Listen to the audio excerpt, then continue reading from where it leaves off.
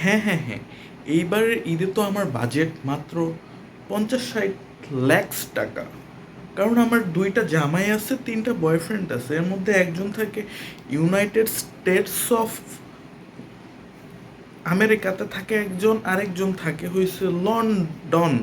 এই দেশে থাকে, এই ২ দেশে আমার ২ জন জামাই থাকে, ঠিক আছে? আর যে আমার ৩টা বয়ফ্রেন্ড না, একজন থাকে সৌদি আরব, আরেকজন থাকে কাতার, ঠিক আছে? আরেকটা আছে বাংলাদেশেই ব্যবসা-ট্যাবসা করে। ও একটু কম দেয়, তাও সব মিলায় ৫০-৬০ লাখ তো আমার বাজেট চলেই যায়। কারণ আমি তো খুবই ব্র্যান্ডেড একটা মেয়ে, আমার তো মানে ব্র্যান্ড ছাড়া আমার হয়ই না।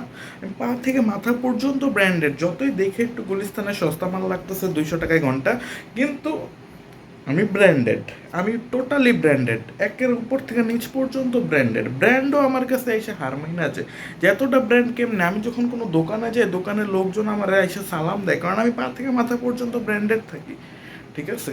আর এই যে এবার ঈদে আমার প্ল্যান তো অনেক কিছুই। আমি এবার একটা লুইস গুচি কিনবো, লাউয়ের ডগা কিনবো, তারপরে শ্যাম্পেন কিনবো, তারপরে ওইখান থেকে আমি রোলেক্সের ঘড়ি কিনবো কয়েকটা, তারপরে আমি জামা কাপড় তো H&M জারা ছাড়া পরিই না, আরও ভালো ভালো যেগুলি ব্র্যান্ড। আর আমার ব্যাগ, এটা তো গুচি। আর আমার যে জুতা, এয়ার জর্ডানের ফার্স্ট কপি। সো আমার বাজেট খুবই হাই রাখতে হয়, কিচ্ছু করার নেই। আর আমি তো টাকা পয়সা নিজে কামাই না, আমার নিজে কামানোর তো কোনো যোগ্যতা নাই। আমার নিজে কামানোর কি কোনো যোগ্যতা আছে? নিজে কামানোর যোগ্যতা নাই, কি আর করব? এই জন্যই তো বয়ফ্রেন্ড বানায় রাখছি। মেয়ে হয়ে আল্লাহ দিছে, মেয়ে হয়ে জন্মাইছি, একটু তো কাজের কাজ করতে হয় না?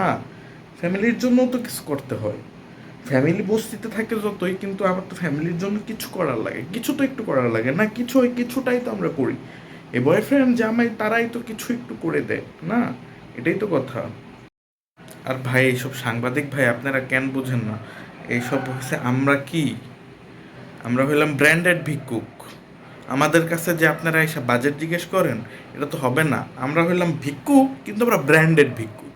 একটা ব্র্যান্ড থাকে না, ব্র্যান্ডেড ভিক্ষুক আমরা। ব্র্যান্ডেড ফকির, ব্র্যান্ডেড মিসকিন, অন্যদের দেওয়া টাকায় আমরা চলি। একটা ব্যাপার আছে, বুঝতে হবে তো।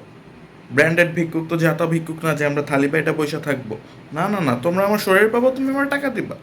এটা যতই মানে ১২ ভাত্তারিগিরি বা রান্ডিরোনা করা বলা হয়, কিন্তু আমরা হলাম ব্র্যান্ডেড ভিক্ষুক। আমাদের একটা ব্যাপার আছে, একটা ব্র্যান্ডেড ভিক্ষুক এর সাথে সম্পর্ক করা কিন্তু অনেক বড় বিষয়। আমরা জামাইরা যতই আমেরিকা লন্ডনে বাথরুম মাজে, কিন্তু আমার তো টাকার কোনো অভাব হওয়া যাবে না। কজ আমি ব্র্যান্ডেড ভিক্ষুক। আমার বয়ফ্রেন্ড কাতারে আছে, ও কি করে? কি করে? কি আর করে? লেবার বিষয়ে গেছে না, রেমিটেন্স পাঠায়। বাট রেমিটেন্স কার জন্য পাঠায়? আমার জন্য, ঠিক আছে? আমি দেশের উপকার করছি, কারণ কি আমার জামাইরা বাইরের সবাই। ওরা আমাকে কি দিচ্ছে? ওরা আমাকে টাকা দিচ্ছে, ওখান থেকে তো সরকার রেমিটেন্স নিচ্ছে। সো আমাদের মতো ব্র্যান্ডেড ভিক্ষুকের জন্যই তো বাংলাদেশ বাইচা আছে। বুঝতে হবে, আমাদের সাথে তো এভাবে কথা বললে হবে না। আমরা হইলাম দেশের উন্নয়নে সবচেয়ে গুরুত্বপূর্ণ ভূমিকা রাখছি। প্রবাসী লাউঞ্জ কাদের জন্য করা হয়েছে? রেমিটেন্স যোদ্ধাদের জন্য। আর রেমিটেন্স যোদ্ধারা কাদের টাকা পাঠায়? আমাদের টাকা পাঠায়। সো আমাদের টাকায় দেশ চলে। আমরা হলাম ব্র্যান্ডেড ভিক্ষুক, জাতির গর্ব। সো আমাদের সাথে রেসপেক্ট দিয়ে কথা বলতে হবে, মাইন্ড ইট।